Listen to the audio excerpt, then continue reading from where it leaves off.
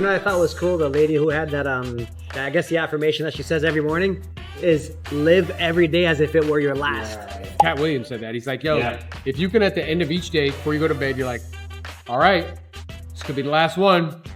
You look around, you're like, how's it all looking? I did good today. Is that good? Yeah. All right, guys. The quote that I got too, which I'm going to talk about in the Bible study, is the well that I drink from is the well that I leak from. That was dope. And because the way I've heard that is like what's in your heart is what'll come out. Yeah. But it's another way of saying that. In here is what's going to go out here.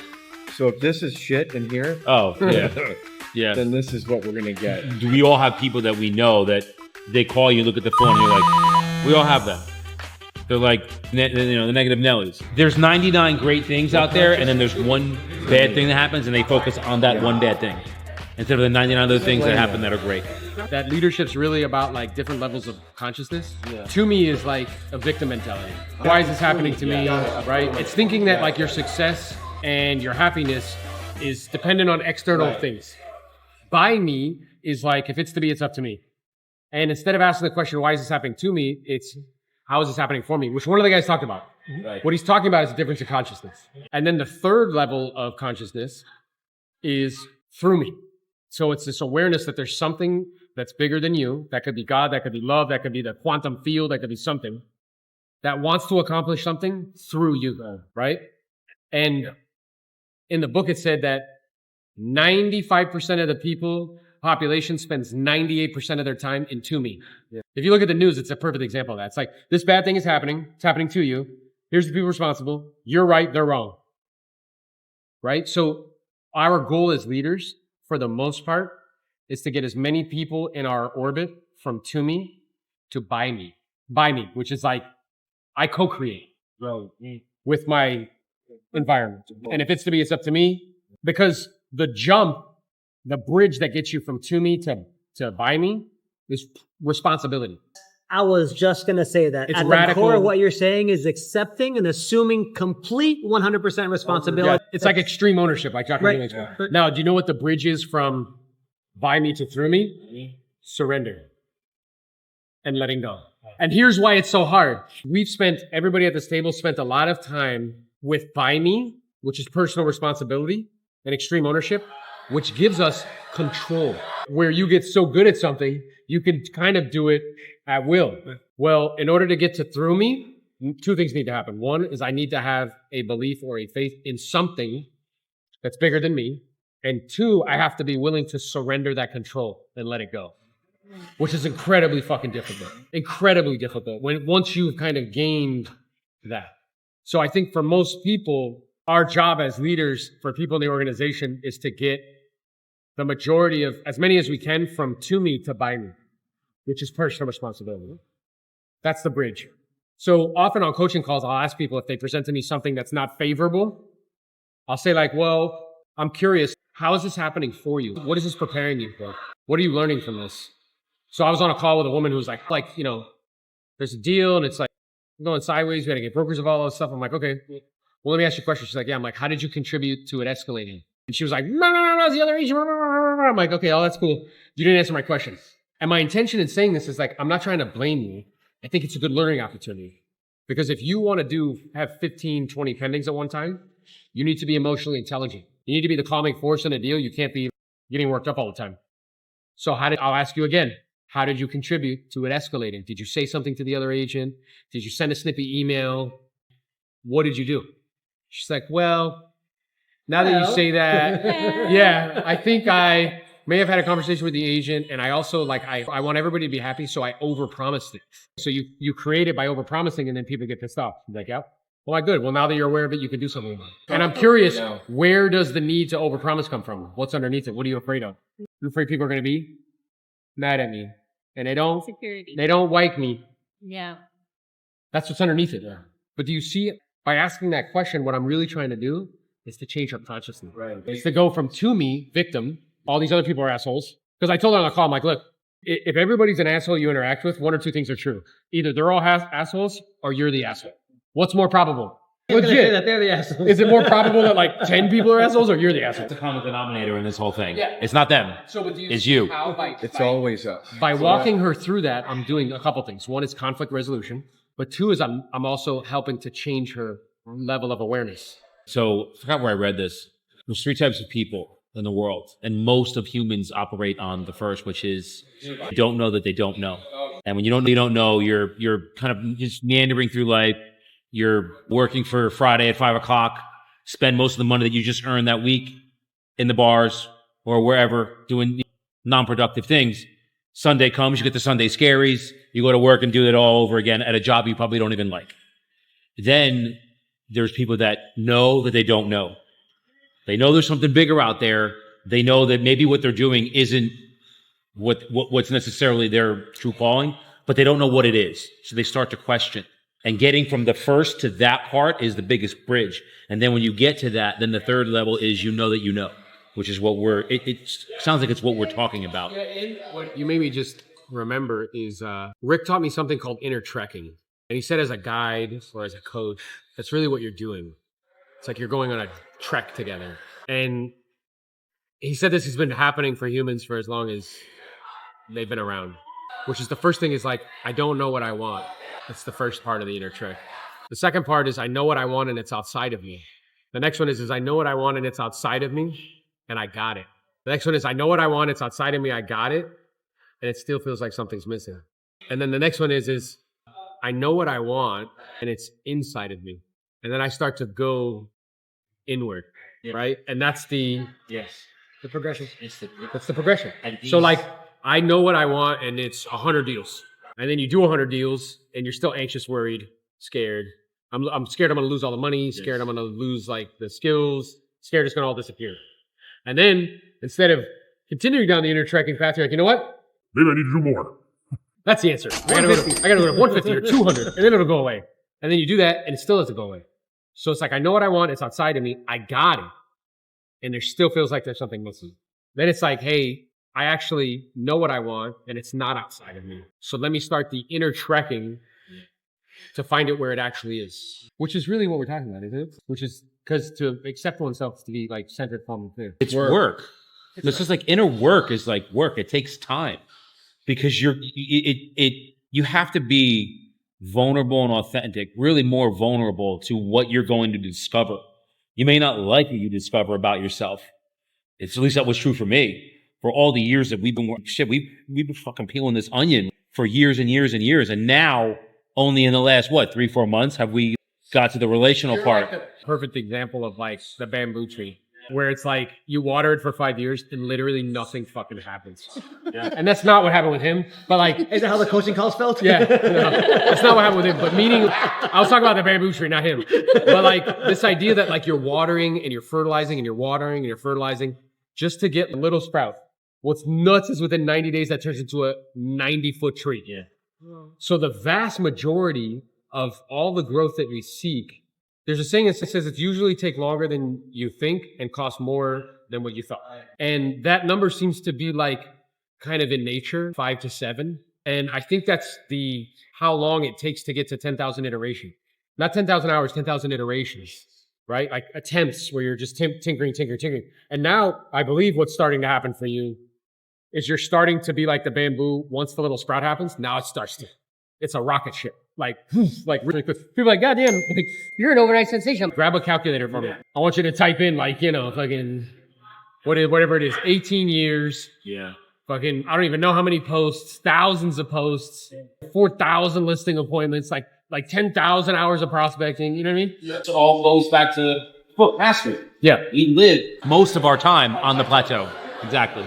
We live on it. Particularly when I'm impatient. And you're growth oriented. And I'm growth oriented. Yes. It's very hard to be on a plateau. Yes.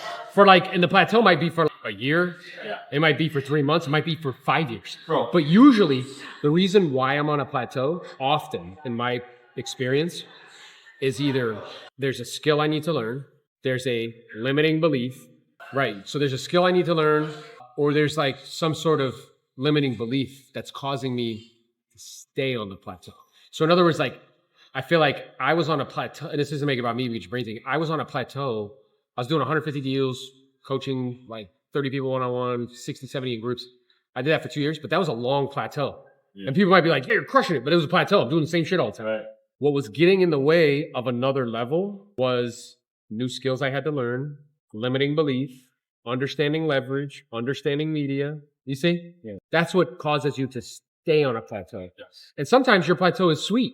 Making $300,000 a year, working fucking 20 hours a week is pretty sweet. Yeah. It's a solid, like, it's not a bad plateau, but your comfort keeps you from your calling. And I think business is so unrelenting and uncompromisingly aggressive in evolution that if you want to play the game, you must constantly be evolving and grow. Otherwise, you will not be able to deal with the onslaught. Like uncompromising, unbiased. Winning doesn't care. It's unbiased. Gene said, people told me I was crazy to sell my region and to sell 6 offices. Right. Because he said, I knew that I was comfortable and on a plateau, and that wasn't going to take me anywhere. Reminds me of the guy that gave up the 100 listings and the 42 pendings. Yeah. I mean, 97 active and 42 pending. Yeah. And he gave all that up to move. Well, I got one deal. I got to wait till it closes. Yeah. So I lost $42,000 on shares, and I capped twice. But it's interesting because then it's like, but that's a demonstration of what? Belief, trust in yourself. And you'll notice that a lot of the people who produce very favorable outcomes, they're willing to do that. They are willing to sacrifice. You did do that. You did the same thing. You sold back, lost money. You did that. So I think what's interesting is like this awareness. That's you I'm talking about. Yeah. The numbers might be different, but it's the same thing. I shared with you that the initial time when I first decided to make the switch, I didn't do any research like you did. It wasn't because of what I knew. I didn't discover the value of this platform until I was here for 6-8 months. It was because he saw something in me that I couldn't see. He saw it, so I trusted, and I made the move based on that. And now I have to trust for myself. Yeah, the reason why I started laughing, because I feel like, and I'm very appreciative of that, of your trust, is that now I feel like you come to these events, you're like, oh man, this is fantastic. I'm like, yeah, I know. Holy shit, man, I didn't know it was this good. I'm like, yeah, it is. And knowing for myself is where the sprout's going to grow 90 feet. It's patience. It's patience. Knowing for yourself. Yeah. Massive levels of action. When you get like, how many times did I call you? Be like, you're all like, shit ain't happening, man. Oh. How many phone calls did we have? Where he was like, I don't know, dude. Like, I haven't really tried anybody. Blah, blah, blah. But then I had a... Well, even before, even years ago. Yeah. Working, man. Like, how many times did we everything was patience. It's patience. Patience. Because you're growth oriented. And what I was referring to is even with the attraction thing. And then I had a strong conversation with him. I'm like, well, bro, what are you doing? And he was like, well, not much. I'm like, all right, so then what are we talking about? I was like, dude, you start doing events. And he was like, okay. I'm like, you start doing a fucking podcast already. Because I've been telling you to do it for a while. He's like, okay. Yeah. And now he's doing both. And both are the main mechanisms for attraction for you. And then once you started to get serious, you went from 0 to what? 11 now. In how long? Realistically, 5 months. Right. So like once he got serious, it was like, okay. All the family stuff got out of the way and like worked itself out. I could like lock in and focus. What's required. Yeah. Yeah. So there was a thing there that said like something like champions don't do what they love. They learn to love what's required. It's just what's required. If I'm a professional marketer, network marketer, and I get paid to market the product to the end consumer, which is agents, I should be doing events and media aggressively because that's my job. But I feel like your foot in the door is skills. The foot in the door to get people into the room that you're hosting. What are you offering them? Exactly. It's what doing it, and now it's like a refinement where you have that skill. Yes. You don't have to think about that. No. Now, how do you present that skill? Yeah. That's another layer. And as you acquire these skills, you make yourself more valuable to your orbit. And then you can equip them with those skills, right? Powerful year, man. 2024.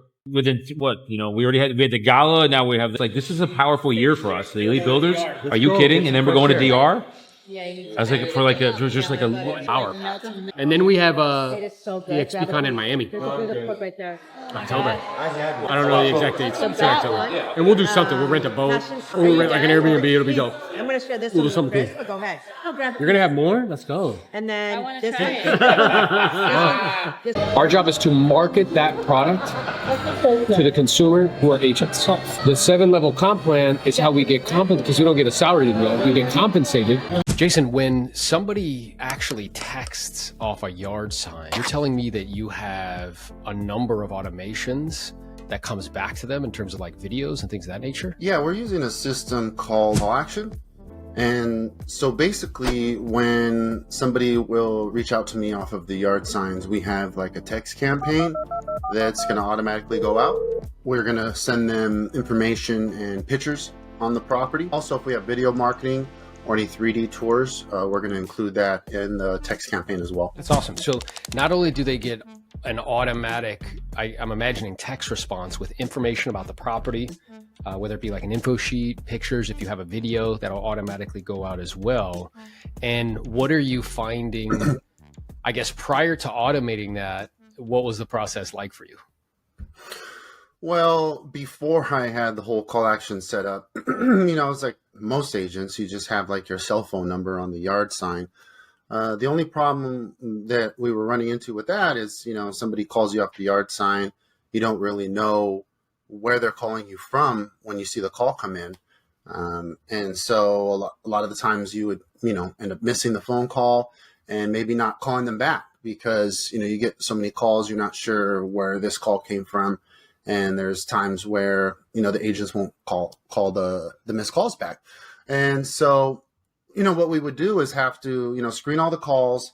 We would have to make sure to reach out to everyone that we missed. And then we would have to manually, send them all the information that they requested. And so now, we have a sign writer that says, text for info, or, we could replace it with, text for 3D tour. And now it's all automatic. So, no running back to the computer to try to remember like who it was you spoke to. I used to run into the problem, like someone would call me when I was driving or something. I'd have a conversation with them, and it's hard to like capture their information when you're like driving or out in the field. And so it was always difficult to kind of like remember all the details. And so now another thing with Call Action is all the calls, the inbound calls are recorded and transcribed. So it's just eliminates so much work that we were doing manually. It sounds like you have also figured out a way, because you mentioned previously that you're using a third-party application, Call Action, to help automate the phone call. So not only do you have writers that say like, hey, text this information, and this automatic sequence comes in. If people call in, can you talk to a little bit about how you've utilized technology to automate that portion of the business? So with a company like Call Action and with a technology like this, you can track where every single call is coming from. So it also helps when the phone call comes in, because, sometimes we get a phone call and we're maybe in the middle of something and we're like, oh, I'm gonna have to call this person back. But if you have a lead source that is a very strong lead source, man, when that lead source calls, you're going to go out of your way to answer. So like for me, it's like Yelp and Google calls. Those are usually like, come list me's. They're very ready to go. And so when I get a call from one of those lead sources, like whatever I'm doing, I'm going to make an extra effort to answer it. I could go back to the office. I can, listen to that conversation again. I could read the transcription. And another cool thing about it is when the call comes in is the system is going to try to pull as much public info as it can off of that phone number. So there's times that I get the person's name, I get maybe even their home address, I get, family members. There's a lot of information that's attached to the people's phone numbers. Before you kind of go, because we're talking about a lot at one time, I want to make sure people can conceptually understand like how this is working. So it's texting automations on yard signs. Mm-hmm. So that way, you're giving them all the information. It'll increase the probability that they'll interact with you in some capacity. The second is automating on those phone calls. So when they come in, not only can you see the source of where they're calling from, but they're also transcribing that conversation, which makes your job easier. So I don't have to figure out, kind of who I talked to and what they were kind of asking about and what property they called about. And then the third form of automation is in both of those interactions with consumers. The system that you set up allows you to capture data and then put that into your CRM, something like Follow Up Boss. Is that right? Exactly. And why is that important, Jason? I think I'm pretty clear on why it's important, but can you share to the audience why that whole sequence is becoming increasingly more important? Well, the main reason why it's so important to automatically add all inbound calls and all that information to our CRM is because most agents aren't going to get around to doing it. Okay, so they're having conversations on their regular cell phone with their regular cell phone number, which most businesses don't work off of your personal cell, which is it's huge to have like a business line. And so what was happening in the past is you have all these people that call and you never get around to adding them to your database. You got a desk full of little notes that you've written, Post-it notes everywhere. And so being able to automate that process not only helps you save time, but it helps you be more efficient. I would propose or suggest, Jason, that moving in the future, agents who don't have a system like this set up will not be able to compete because they're not going to be able to provide the service, the speed, the efficiency that consumers are actually that's what their expectation is. Would you agree with that? Well, look at Amazon, right? Like if I push the button and my package don't show up in 24 hours, I'm furious, right? And like you said, these companies making these consumer expectations, gone are the days, in my opinion, especially now with like ChatGPT, where you don't have the skills in place to act fast, get back to them on a timely basis. Most of the things that we use these days are instant gratification. The number one complaint I usually hear in this industry is, my agent never got back to me. He lists at my house. I never heard from him again. They don't have systems in place to provide that type of service. The client's going to get a certain type of service, like even if I forget about them. I think that's important for agents to begin thinking about because, Naval Ravikant says, if you want to get paid in the future, you need to live in the future. So if in the future, Nice. People's expectations are that instant kind of interaction, you give me all the information very quickly, and the system that you've set up in terms of automation allows you to be able to deliver that, then if I want to continue to get my unfair share in the future, I have to do that now. I think every business is accruing debt. And it's either financial debt, management debt, or technical debt. And with what we're talking about, this is like a technical debt thing, meaning like if I don't take the time to figure this stuff out or partner with somebody or learn from somebody like you or, whatever, then what's happened is I'm going to accrue, if I don't learn that skill set, I accrue technical debt in my business, which debt ultimately has to be paid at some point. You have to go back and like figure it out. So what would you say to those agents that are like, oh, because me and you hear that shit all the time. They're like, oh, I'm not really techie. It's not like my thing. Like, Well, I actually say this a lot, and I got it from you. It's you had that analogy that you guys did at your retreat where you have them swim laps and then they put on like fatigues and then they swim laps again. And the point of it was you need to eliminate the drag. So figure out where the drag is, where what's keeping you from, putting these automations in place, and you need to eliminate the drag. So whatever you don't know how to do, you need to hire someone that knows how to do it, or you need to make it a point to learn it. I mean, half of the stuff that I've learned when it comes to like my computer techie stuff, I always make the joke is, I learned it from YouTube University. You could learn anything on YouTube. So you could learn how to do all of this stuff step by step. I was just telling you, I built a server and all this stuff. I didn't know how to do none of that. I didn't go to school for that. I learned it on YouTube. If you spend 50 hours studying something, you will know more than like 95% of the population on that particular topic. So, right. It's like an hour a day. Would it break down to 18 minutes a day? Something silly, right? So, Yeah, you can either study it or you can get it done for you. And the done for you version is where you kind of pay somebody. And I'm also imagining too, with each one of these, it's like one of these might be a rock, meaning like, okay, I'm going to set up automations with the texts and maybe I'm going to take the next 90 days to figure this shit out. So I'm either going to watch YouTube videos. I'm going to reach out to Jason. I'm going to do whatever I need to do to get that really plugged in. And then once you do that, then it's like, okay, let's do automations with the calls. All right, cool. How do I need to learn how to do that? And maybe that's your kind of next quarter rock. Did you put all this together like that, or was it like over time? I spent like 2-3 weeks, like just focusing on my Yelp profile and focusing on how to make it better and, making it 100% complete. That's the way I typically am, is when I get something new, it's like, I'm like totally absorbed by it for that month or whatever, or for those few weeks.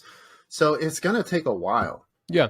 And I hear from a lot of agents, they're like, well, like I don't really have time to mess with that because they're so focused on, kind of transactions and stuff, which I totally understand. At the same time, I would propose that they can't afford not to, because again, if you want to get paid in the future, you need to live in the future. And this is the setup that is going to be required. So if we are competing with super well funded, like super deep pocket tech companies, the way for us to continue to be able to compete is for us to have similar type system set up for ourselves, right? So versus like, okay, let's say prior to you having the system set up, somebody would call in, you'd be in the car, okay, and then you have to remember who they were and all this other stuff, and so much leakage, so much stuff slips through the cracks. Whereas now, what I want to go back to is you were saying like when these calls come in, they also automatically are put into follow-up plus your CRM. So there's like, anybody who's reaching out to you is being put into the CRM so that way they can be followed up with. Is that right? Yeah, every single phone call that I receive automatically goes straight into the CRM, and it goes into like my new leads smart list. And I mean, everybody, I even have like, marketing people, spam. That's unfortunate. They do have some spam blockers they just installed. But every phone call goes straight into my CRM with the name that's attached to their phone number, with their phone number. When I get back to the computer, I just got to go into like my lead bucket, and, you can see everyone that has called you recently. And then you go into there. You can also see just at a glance what the conversation was about. That's dope. I love that. So, but that makes now you're behaving like these big tech companies. Now you have a system to where you're capturing all this data, and then you can go and do lead follow-up or prospect or do what needs to be done. But without this system, it's so wildly inefficient. One of the other things you've done, you've also automated gifting. So talk a little bit about that. I use a company called EvaBot. I've been using them for years. It's really cool. It's basically, as soon as it's done, I set that action plan, and an email goes out to the client asking them to, hey, my name is Eva. I'm Jason's, gifting assistant. Please click this link so that, I can ask you some questions and get your order. One cool thing that I really, really like is like if it's a seller, it automatically gets their forwarding address. The bot is going to ask them a series of questions so that it can customize a gift for them. It wants to know, like, do they like coffee or do they like tea? Do they have any allergies? Do they like alcohol? Do they have a pet? So it's going to ask them all this information, which is another cool thing about it because it's like an intake form. I can export all this information to my CRM, and these are questions that I'm not always asking the client, right? And so it takes all this information that it asked them, and it's going to put together a custom gift. It's going to be in a branded box. And so when the box shows up at their house, on the outside of the box, like Amazon has a big Amazon logo. Well, when my box shows up, it has, our branding, our logo on it. They open up the box and there's a handwritten card. So they also do like the fake computer generated handwritten cards. It's filled with, I don't know what that stuff's called, that stuffing stuff. And it has custom gifts, depending on how much that I've specified. I have a set amount. It's able to send the customizable gifts based on the survey. And I'm imagining that you're not involved at all in the selection process of what gifts. It's EvaBot that's doing it. All I did was set them a sold action plan, buyer sold. I assigned that action plan, and I just basically can forget about them for about a year. It asks for referrals and reviews. How does it do that? Just with like text prompts, or what does it do? It will send it'll send a series of emails. So it's going to send an email like, hey, we hope you had a really, I think it sends it when they get their gift. And it's like, hey, we hope you really liked your gift. Please make sure to, that spiel, reviews are very important to us. Please leave a review. And then if they do leave a review, it sends out another email and it has like links like, thank you so much for your review. Please share it to one of the following sites. Now, you mentioned that after a year, you can forget about them for a year. So what happens after the year? Do you have to like go in and like do something different, or will that process continue to keep going, or how does that work? So as soon as the year's up, what I do then is I have an AM cards campaign that takes over. And that's just basically going to send happy home anniversary every year. And it's going to send them a card for their birthday every year. So that's going to happen indefinitely. And, that's only a couple bucks a person. So it doesn't break the bank. And, we have some emails that go out in the call and the follow-up boss action plan. We have a home bot that goes out, and then they're going to be getting multiple monthly emails from MailChimp, from our video newsletter. And I'm sure I'm hearing some people say like, okay, well, why do you use Follow-Up Boss? Because I use Follow-Up Boss as well. Like, why do you use Follow-Up Boss? I mean, the first thing is it's easy to use, so they all can understand it. They all can use it. I was using other CRM in the past, and it wasn't very intuitive. So people were having problems trying to figure out how to do stuff. And the number one reason I use Follow Boss is because of the integrations with everything. If you've ever heard me on one of my Zooms, like, if the software doesn't play nice with everybody else, then I'm not going to use it. But like cumulatively, what do you think all of those third-party platforms cost you to utilize in your business to allow so much automation to be happening? I probably spend like $2,000 a month on all my different softwares, but I also run a small team. So I don't have just like the individual plans, like Follow Up Boss. I'm spending like $500 a month, call actions, like $400 a month. EvaBot, depending on how many gifts you send, EvaBot's going to run you like $250 a year, plus the cost of gifts. The gifts. I mean, they're not super expensive. Zapier runs me $600 a year. And that's like my favorite, Zapier. So $600 a year for something I can't live without. So, okay. And then do you have any, I know you recommended like YouTube and stuff. Do you have any recommendations where people, I know some of these platforms like Follow Up Boss, they have like, channels themselves that you can kind of peruse through so you can learn stuff. Do you have any recommendations on what people should be doing to perhaps make themselves educated consumers of these third-party vendors that will allow so much automation? Like all of these companies have their own private Facebook groups. Follow Up Boss has multiple private Facebook groups. Call Action has a private Facebook group. And, things like lab code agents and stuff like that. And the reason I say that is because learning from like what other people are getting stuck on is what I really love the groups for. Because you'll be having an issue or, you're just going in there and reading and you read someone's post and you're like, man, that's the same thing I'm experiencing. So you can really learn a lot from your peers.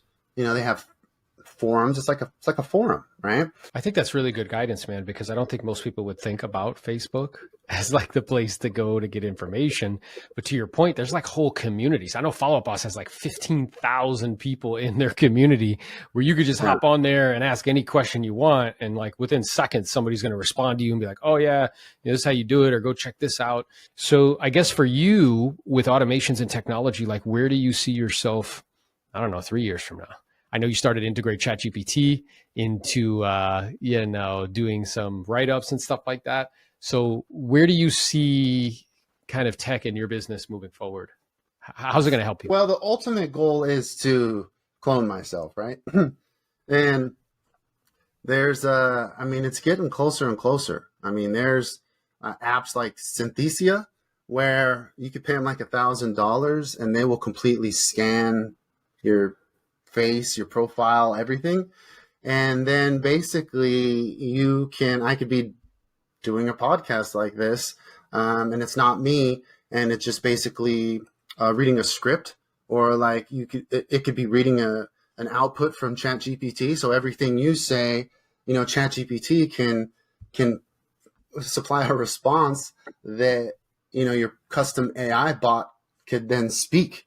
So I mean, that's where I see myself wanting to go, is to where all of the training videos, a lot of the interaction, a lot of it's done with bots. Now I wrote down, as you were speaking too, I know that there's through AI, they have programs that will code for you. So you don't even need to know code to be able to create software, right? To create software that can do things. And that's pretty interesting. I heard Naval also say, like, he said, like, knowing how to code is a superpower because you can talk to robots.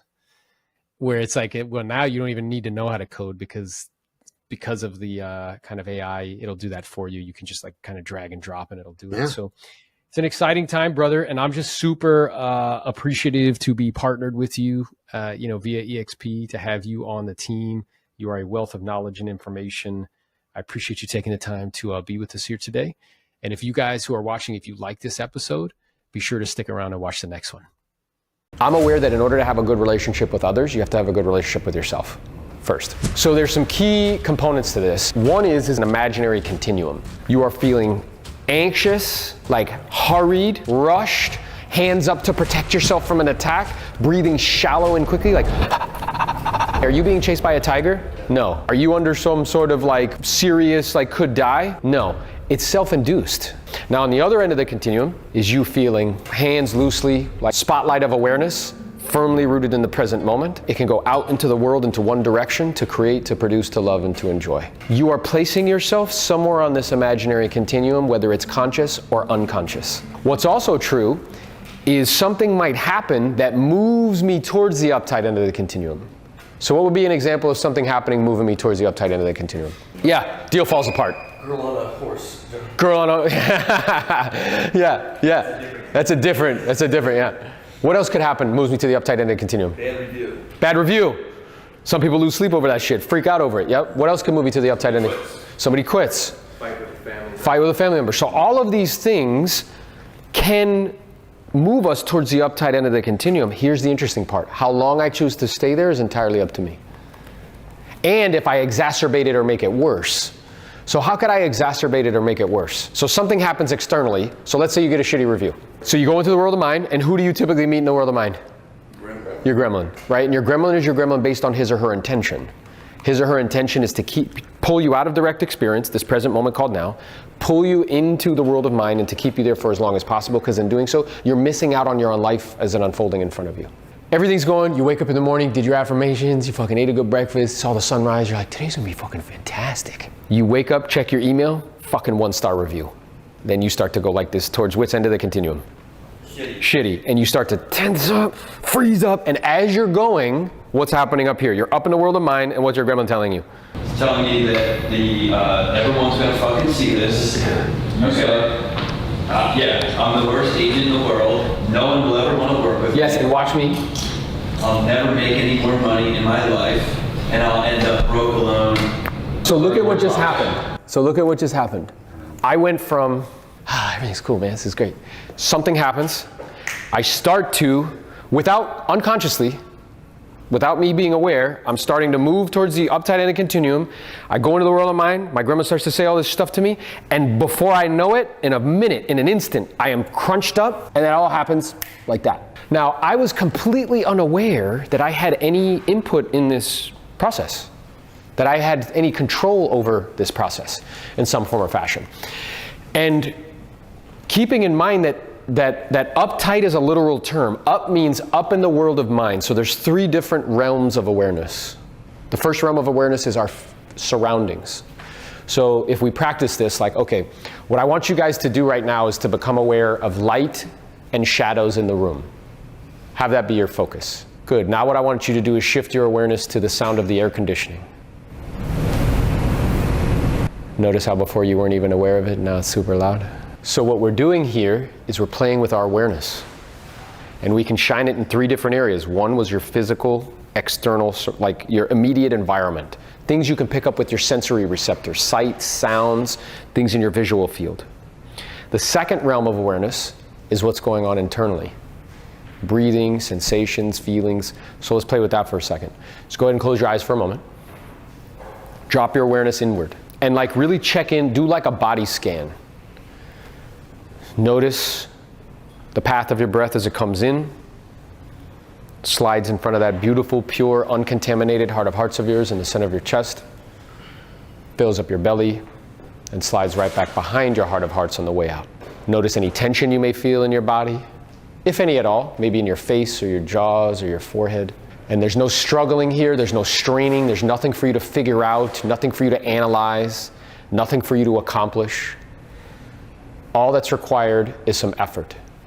And that effort is for you to guide your spotlight of awareness where you want it to be, which at this moment is on what's going on inside. And keep in mind, guys, there's no right or wrong way to do this. Whatever you're doing is perfect.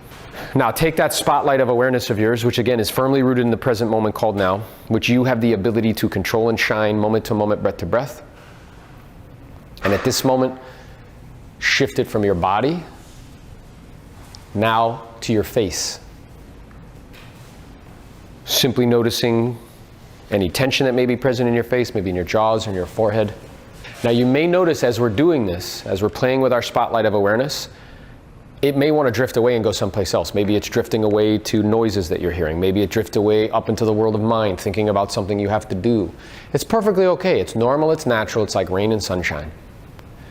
If and when you notice that, just gently and purposefully and intentionally guide your spotlight of awareness back to where you want it to be, which at this moment is on your face. Noticing the area around your eyes and your eyelids, and particularly your eyes and the weight of your eyelids against your eyes. Take your spotlight of awareness, which again is firmly rooted in the present moment called now, which you have the ability to control and shine where you want it to be, and shift it into the world of mind, and just simply notice what's going on there. And as you go up into the world of mind, remember that your mind belongs to you, you do not belong to it. It's a tool for you to use and to manage. Now take that spotlight of awareness of yours, which again is rooted in the present moment called now, which you have the ability to control and shine where you want it to be, moment to moment and breath to breath, and shift that awareness now back to your face, specifically the area around your eyes and your eyelids, noticing the weight of your eyelids against your eyes. And when you're ready, there's no rush, but when you're ready, just go ahead and open your eyes up.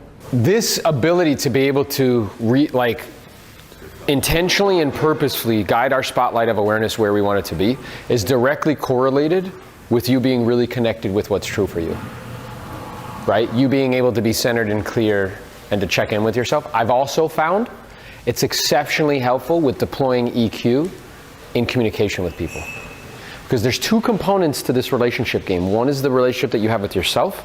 The second is we live on a planet in which we interact with other humans. Everything that we have, everything that you have at this moment has been touched by human hands. Everything comes to us through other humans, so we have to interact with other humans, and with other humans comes conflict or miscommunication, things of that nature. But where it begins is it begins with my relationship with myself, and this is a critical component of that, because all the way up to those 100 deals, and what it was creating in my body, because I was doing what Greg was doing, but just doing it every single day. And then what's a yummy, delicious byproduct of that is that level of awareness helps you to be able to connect with people at a higher level, because you can notice things as they're coming up. Yeah, so my ability to be able to deploy that is directly correlated with what we just did, is to be as centered and clear as possible, so that way I can notice things as they're coming up.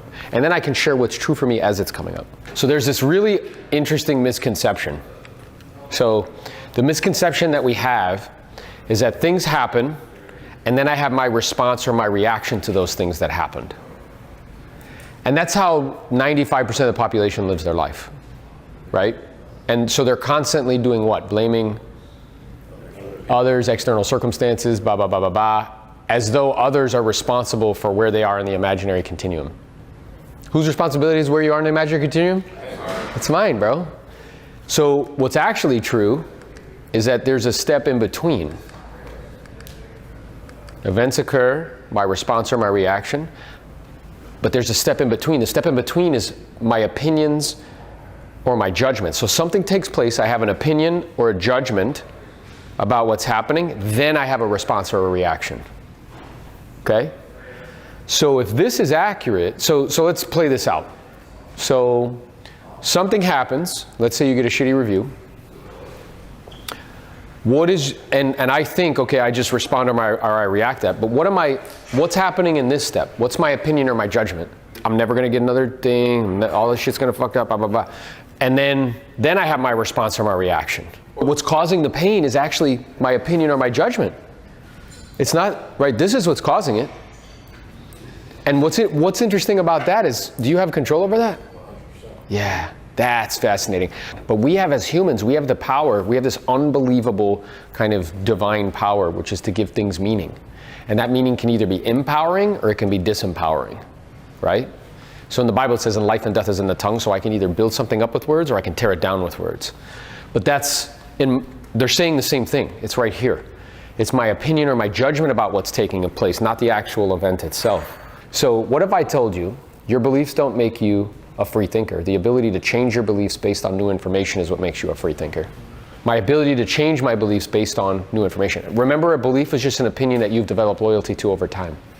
It doesn't make it, it's just a belief. It's just an opinion. Usually when I'm over here, what came to the surface is like, yeah, it's the story that I'm telling myself or what my gremlin's telling me that's causing me to be over here. To me, that's jamming your own thumb in your own eye.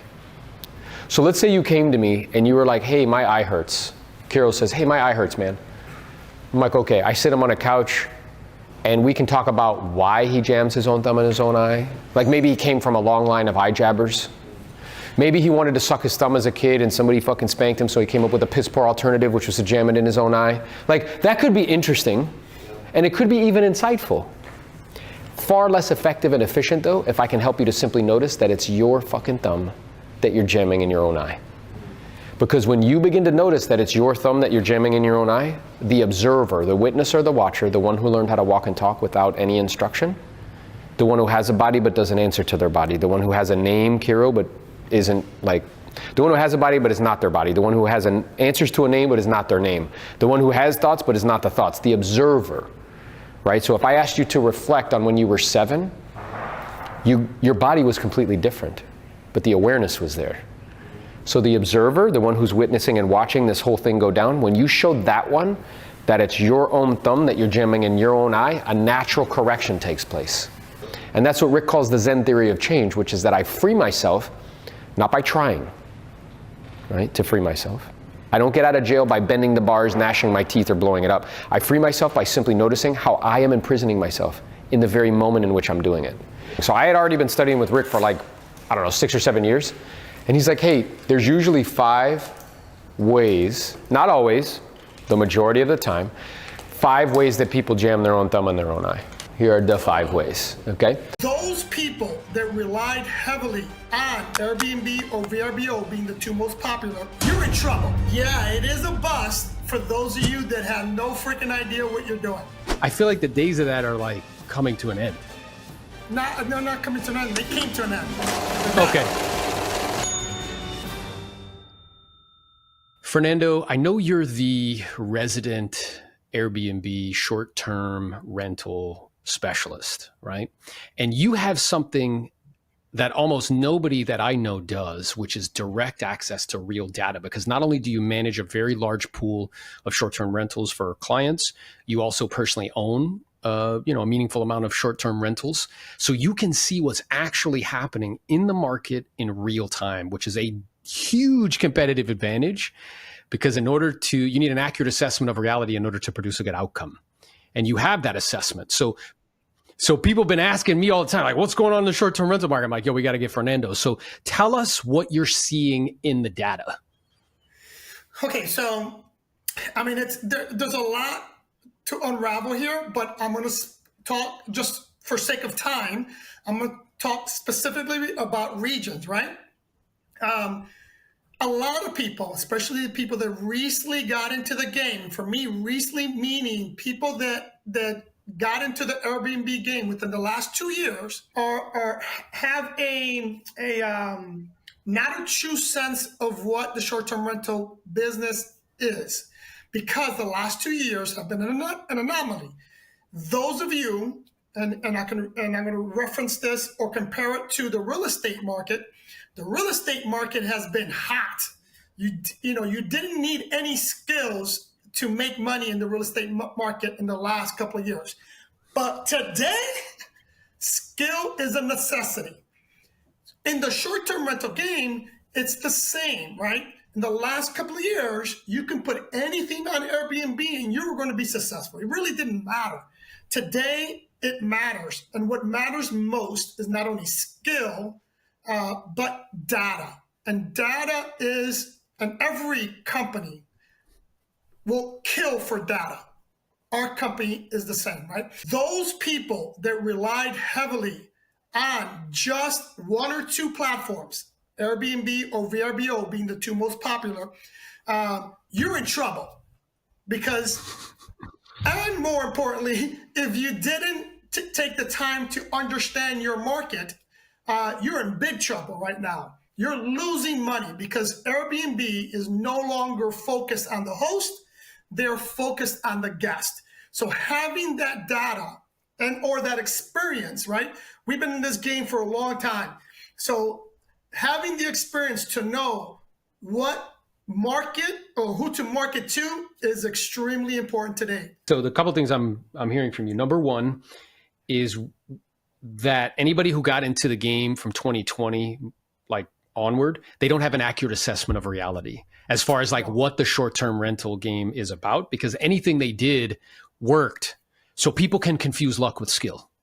Correct. The second thing I'm hearing from you is that in the short-term rental game, just like in the residential resale game, that when times get tough, only the skilled get paid. Yep. And the skills that are required in the short-term rental game, number one, is operational excellence, like being a great operator, right? And not solely relying on, platforms in order to do all the marketing for you and things of that nature. And then the second is having access to actual data so you can see how things are changing. And then the third thing I wrote down is this major shift, because I read a book called Machines, Platforms, and Crowds that helped me to understand platforms well. And platforms are really about bringing together two people, like a buyer and a seller, or in this instance, like a host and a tenant. Correct. And what we're experiencing right now is that the hosts are less valuable than the tenant because there are so many of them, and the platform is no longer optimizing for that side of the equation. They're optimizing for the tenant side of the equation. So if you don't have mechanisms in place for doing your own types of marketing, whether that be social media, whether that be something to drive traffic to your own site, you are experiencing pain at the moment. Is that right? 100%. Great assessment. This Airbnb bust myth that's been going on throughout social media and these quote unquote influencers that got into the short-term rental game that are claiming that they're losing money. Airbnb is a bust now. Yeah, it is a bust for those of you that have no freaking idea what you're doing. But for those of you with the skills and and more importantly, those of you that have data that drives you, systems that drive you, and processes that drive you, you're going to be fine. Yeah, but you'll be absolutely fine. Yeah. Yeah, and it's kind of like the same when you go back to the residential resale side, like people who have the skill, they know how to prospect, they know how to pre-qualify, they know how to go on appointments, they know how to handle objections and close. Not only will they be fine, but in an environment like this, there's opportunity. And I'm imagining what we're going to see over the next 6 months is a lot of those operators who don't have the systems, who don't have the processes, who don't have the data, because no longer is it profitable, they're going to have to put their properties on the market and sell them. And for people who understand and have those things in place, that's a huge opportunity for them, right? During COVID, people wanted to be in the middle of nowhere. They didn't want to be around anybody, right? And that worked, and you could buy anything in the middle of nowhere, a cabin in the middle of nowhere, and you'd probably do well. And what we're seeing now is that humans' behavior is changing. That is no longer the case. And those people's bookings are going down dramatically. Is that what you're seeing? Right. The mountains of North Carolina were extremely popular, in 2020 and 2021. Everybody wanted to get away. They wanted to, and people couldn't, a lot of people, and to a certain extent, some still are, were working remote, right? You're not allowed to go to the office anymore. So they were taking advantage and they were going to these remote places. And people were started, they were being sold this idea that, hey, buy this property because you're going to be able to make X. And they were showing the numbers. For example, in 2021, realtors were showing what the numbers, their short-term rental income was for 2020. And in 2021, it was still good. But in 2022, those are the people that I said are hurting because they thought that what was happening in 2020 and what was happening in 2021 was going to continue. And clearly that is not the case today. In fact, we were having conversations with someone and they were sending me those types of properties. And you said to me like, yeah, like they're partially right. like the vehicle, this is a good vehicle. What's happening though, is that if you look at like occupancy rates and kind of income for 2022, you will see even in, towards the end of the year or even like 6 months in, that dramatically is different than what was happening in 2021. So therefore, the prices that these people are asking for properties are not in alignment with what's actually true. But more importantly, here's what people need to understand. Airbnb is constantly promoting and saying that the ARV, which is the average daily rates, have increased. 100% that have increased now. Since, in the past couple of years, they're steadily increasing. But the question is, are they increasing enough to cover inflation and to cover purchase price of the property? And they're not, right? Occupancy rates are the same. The ARV is a little higher, but it's not covering the gap between inflation and your purchase price. Now, the other thing I think was interesting is I asked you a question about, and this came down to data too, like about these properties that are like, big and have all these amenities and all that other stuff. And this goes down to operation as well. And you were like, like what I'm seeing experientially is that if you think about the end user, there's a lot fewer of those people walking around who can spend that amount per night than there are for something that's closer to the equator. And in fact, due to that supply and demand difference, there's a lowered supply of that type of tenant and an enormous supply of those types of properties for them to choose from. Correct. And as such, you would people think like, oh, I need to buy this like big thing. And you're like, that's not what we're seeing in the data. There's not enough people that are going to pay for that in order for you to get a return on that money that's going to cost you to purchase that. So ideally, and you can look at the history of Airbnb or short-term rentals, because remember, this is another thing that people need to understand. Short-term rentals have been around way longer than Airbnb has. I mean, I remember as a kid renting a house to go on vacation, right? So that part has always been around. And you got to look at what the bread and butter of the short-term rental industry is. Today, here's who we market to.